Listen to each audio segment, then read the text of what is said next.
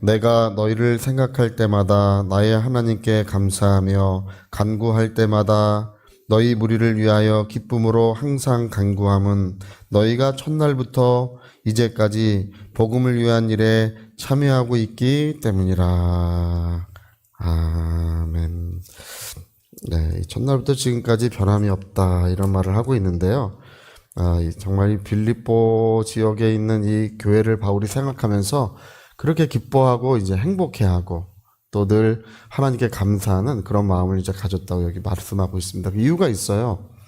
이 바울이 두 번째 전도여행을 시작할 때 첫 번째 전도여행은 바나바라고 하는 사람이랑 같이 시작했는데 바나바의 고향 쪽으로 갔었어요. 구브로라고 하는 섬이 바나바의 고향인데 바나바의 고향 쪽으로 첫 번째는 갔다가 두 번째는 이제 어느 쪽으로 가냐면 바나바랑 이제 헤어졌어요. 두 번째 전도여행을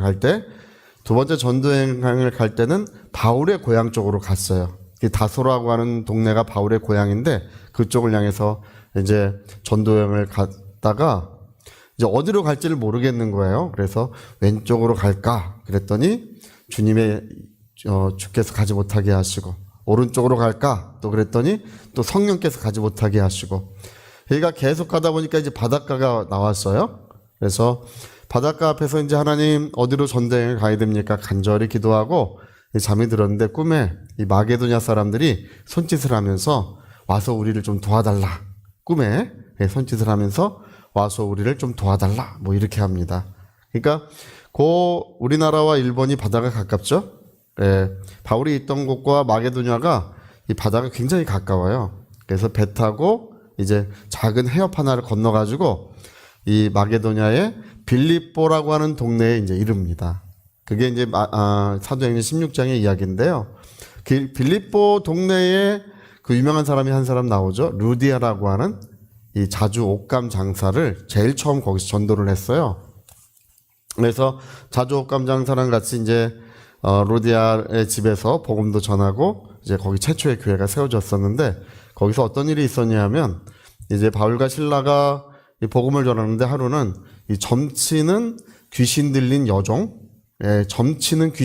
여종이 바울을 따라다니면서 야 하나님의 사람이다 그러면서 뭐 구원의 길을 전파하는 사람이라고 뭐 지극히 높으신 하나님의 종이라 그러면서 막 따라다니니까 괴로운 거예요. 그냥 두면 좋은데 뒤에서 막 나팔을 불고 막 뒤에서 바람잡이를 하니까 괴로운 거예요. 근데 이상하게 바울이 여러 날 동안 그런 것을 그냥 지켜만 봤어요. 왜 지켜만 보냐 하면 성령이 감동하시고 역사하실 때까지는 어떤 일을 우리가 할 수가 없어요. 그러다가 이제 몇 날이 지났을 때 바울이 성령의 뜨거운 감동을 받고 보니까 이 사람이 귀신 들려 그렇구나. 이걸 알게 된 거예요. 그래서 더러운 귀신아 그 사람에게서 나가라. 나가라 하니까 이제 사람을 쓰러뜨리고 이제 귀신이 떠나간 거예요. 근데 문제가 된 게 뭐냐 하면 이 사람이 점을 쳐가지고 이제 그 주인이 여러 사람인데 점을 쳐가지고 많은 이익을 얻고 있었는데 귀신이 나가니까 이 점을 못 치게 된 거예요. 점을 못 치게 되니까 이제 벌이가 없어진 거예요. 그래가지고 이 바울을 붙잡아다가 이제 고발을 합니다. 그래서 바울과 실라가 이제 매를 맞고 피투성이가 돼가지고 감옥에 갇힌 이야기.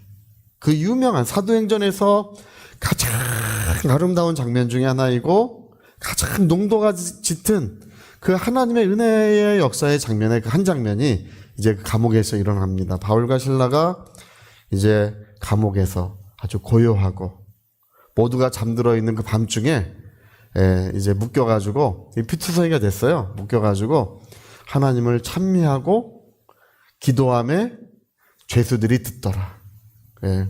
찬양하라 내 영혼아. 바울과 실라가 투덜대거나 엿먹거나 나가면 두고 보자거나 이렇게 이를 갈지 않고 거기에서 하나님께 감사하고 하나님을 찬미하며 기도했다는 것입니다. 찬양하라 내 영혼아. 야, 그 찬송 소리가 울려 퍼지고 기도 소리가 울려 퍼지는데요. 하나님의 성령이 어찌나 그곳에 뜨겁게 임하셨던지 막 그 지진이 나가지고 옥토가 흔들리고, 그리고 그 옥문들이 다 열리고 이 죄수들을 채워 놓았던 창고들이 전부 풀어졌다는 것입니다. 하나님의 성령과 권능이 얼마나 거기에 충만하게 임하셨는지 그 모든 것들을 이렇게 하시는 그 은혜의 역사가 거기서 있었던 것입니다. 그래서 간수장이 와가지고 들어서니까 옥문이 열린 걸 보고 다 도망갔구나. 이놈들이 다 열고 도망갔구나. 옛날에는 사형수나 이 죄수들을 잃어버리면 사형을 당합니다. 예, 그 간수장이 그래가지고 칼을 빼가지고 죽으려고 하는데 바울이 내 몸을 상하지 마라. 우리가 다 여기 있느니라. 예, 어떻게 해야 합니까? 물으니까 주 예수를 믿으라. 그리하면 너와 온 집이 구원을 받으리라. 그래서 빌립보 교회가 어떻게 세워졌냐면요. 빌립보 교회는 그 감옥에서 세워졌어요. 감옥을 흔들고 임했던 모든 옥토의 문을 열고 죄수들의 착고를 다 풀고 하나님의 성령이 임하시고 예수 그리스도의 생명이 그 죄수들의 영혼에, 죄 많고 악이 가득한 그들의 영혼에 그리스도의 생명이 임하심으로써, 그래서 그들을 변화시킴으로써 빌립보 교회가 그렇게 시작됐습니다. 그래서 빌립보 교회는요, 바울과 실라의 그런 매맞은, 그 다음날 이제 바울과 실라를 죄 없으니 풀어주라고 하는데 바울이 뭐라 하는, 로마 시민을 함부로 때리고 그냥 풀어주려고 하느냐, 이렇게 얘기해요. 그러니까 그 관리들이 와가지고 당신이 로마 시민이냐, 원래 안 맞을 수도 있었던 거예요. 로마 시민이라고 하면 매를 맞지 않는데 어쩐 일인지 매를 맞은 것은 하나님께서 맞으라고 하셨던 것 같아요. 그래서 두려워 떨고, 함부로 로마 시민을 때렸다는 것 때문에 두려워 떨고 마중 나와 영접했던 이야기가 이제 기록이 됩니다. 그래서 이 빌립보 교회가 뜨거웠던 것은 뭐냐 하면, 여러분, 믿음을 어떻게 우리가 전함을 받는지가 진짜 중요해요. 불이 붙어 있는 사람에게 전함을 받아야 불이 붙는 거예요. 예. 주님을 뜨겁게 사랑하는 사람에게 믿음이 전해져야 주님을 사랑하는 거예요. 예.